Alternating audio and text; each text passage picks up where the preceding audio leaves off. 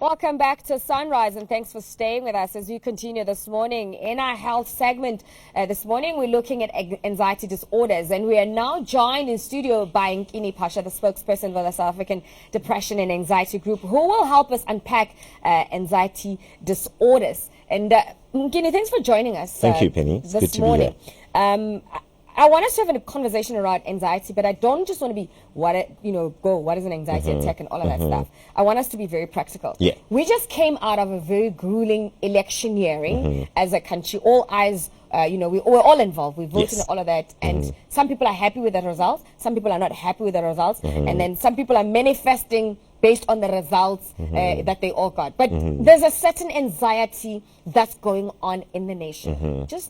What is happening with us? Why are we all caught up in this? And I think, Penny, that's a very good question. And I think, if we look at what has actually been transpiring, since the whole electioneering, started, we went to the polls, and now we're out of the polls, and now the results are actually been announced. There's been quite violent, incidences that have taken place, quite fatal incidences. I mean, just about 2 days ago, there were other, incidences where members of, a particular party were gunned down.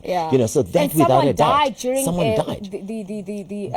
What is it? In Johannesburg, yes, during exactly the election of the Johannesburg, leadership. And now we know that without a doubt will impact, psychologically, emotionally on, the people that are experiencing this. And I think, and we're watching it on television. Exactly. All of us are experiencing this. All of us are experiencing. So it's quite stressful. It really does arouse that level of anxiety in terms of what is going to happen next. Some people, as you said, are not happy with the outcome of these elections, and that obviously will impact negatively on them. Without a doubt. So and also, I mean, we are seeing a manifestation of. But there's also a certain tone that we've spoken to building up to the election. And then there's a certain tone that is also coming through after the election. The impact of that to us psychologically, what is indeed, and just the uncertainties, as to what is going to happen. Is the new leadership in some parts of the country, are they going to deliver obviously on their mandate? So there could be those sort of uncertainties that will arouse a level of anxiety and a level of stress. How does it manifest in my everyday life? And then, because I don't even know about anxiety, I think the elections haven't affected me. I think this is funny. I'm like, it's not a big deal. How does it manifest in my life? And that can show me that I've got a problem. People stress. We talk about stress. So you might stress about, the impact that, whatever has transpired or the outcome of the elections are going to be in your own life. So you may worry about whether you're going to be able to keep your job, financially, what the state of the economy in our country is going to be. So certainly, we are a very stressed, nation. And I think this is just adding, to that whole dimension. So obviously we're consuming this through the news every day. It's what's been spoken about. We had a role in it because we voted. And then now things didn't go our way. We are anxious.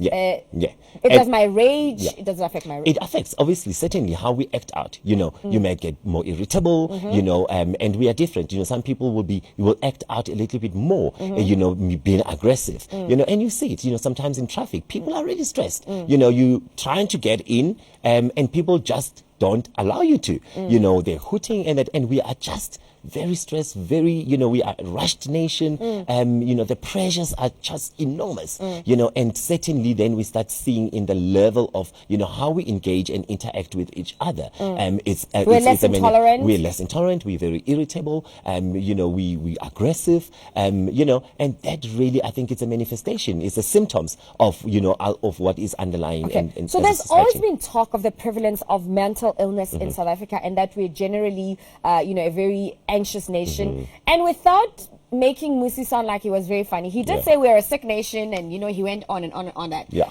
Some said there's truth to that, and some are saying what was he going on about? Is it truth that prevalence of mental illness is at a sky high in South Africa? Totally. I mean, that is so spot on. And in fact, Penny, there is still a huge amount of people that are not being included in this research. So we know that there are a lot of people that actually are not even aware that they are suffering from a type of a mental disorder. So therefore, they're not presenting and they're not being included in the statistics. If you look at what is happening in our society, we are a very violent, society. With violence, they are, after effects. So if you have experienced experienced a very, traumatic, situation where you've been robbed, maybe you've been attacked in your home, somebody killed, you've lost a loved one, there is no doubt that will actually, manifest in a type of a mental disorder. We know that post-traumatic stress disorder is a type of an anxiety disorder. Yes. Certainly, that actually then comes to fore, after going through a very traumatic So could we be situation. going through a post-traumatic disorder right now after the elections? Absolutely. So if I came for a consultation, you could diagnose me with that? With a post-traumatic stress disorder. So that's a type of an anxiety? It's a type of what an anxiety other types disorder. Are there? So we've got, and I think another type of an anxiety disorder, which I think it was also in the public domain, is generalized anxiety disorder. If you remember, with that Oscar Pistorius trial, yeah? so we got to be, I think a lot of people in our society became aware of that type of an anxiety disorder. We've also got panic. But okay, we always go, man, come on, he's just making up that thing. Yeah, and that is the danger. That is really the danger when it comes to mental health or mental illnesses, because you're not walking in with a cut, with a physical injury. So therefore people tend to think, you know what, really, just get over it. It's not serious. Yeah. And that is the danger that, people then go through a mental disorder without getting treatment. Yes. It becomes severe, and eventually then they either take away their own lives or maybe or even hurt other people around them. Yeah. You were talking about panic attacks. Yes. Yeah. I can't breathe.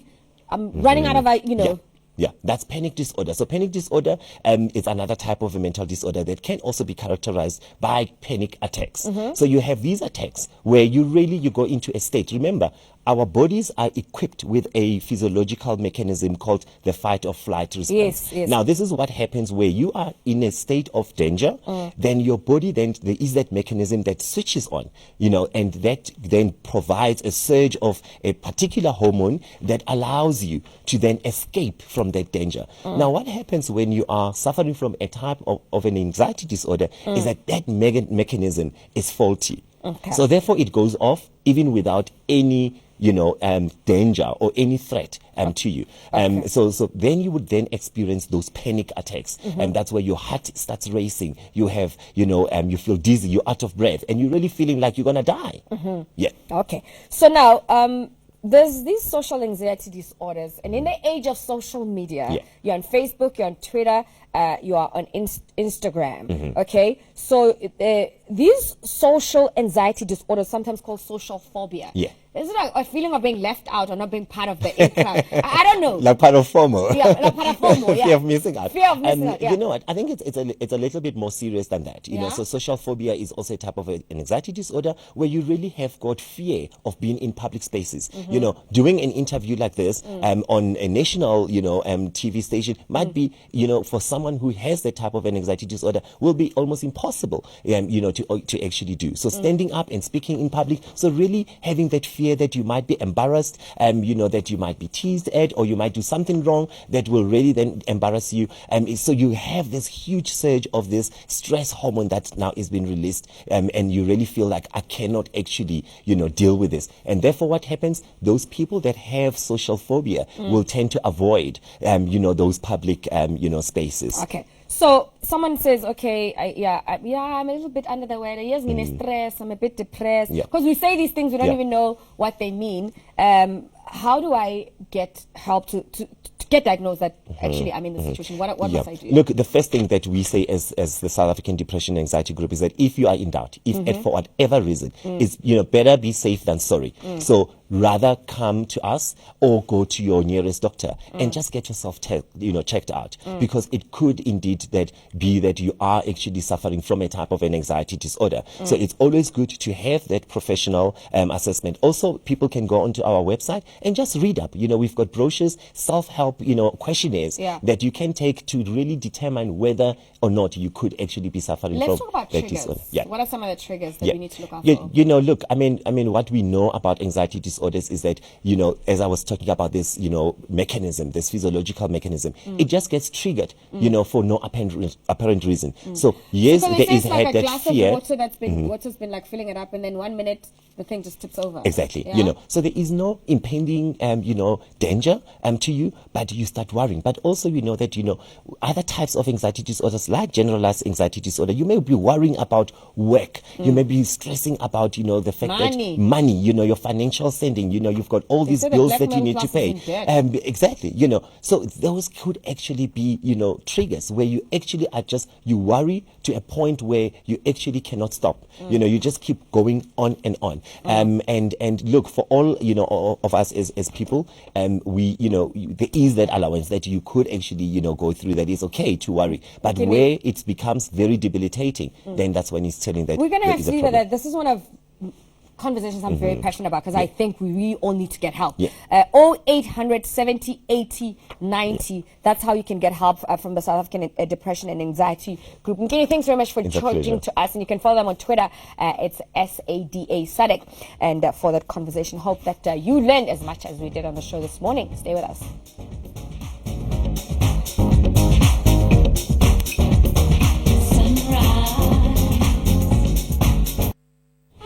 Hey, Ngani, have you ever had to have a chest tattoo? And now I have.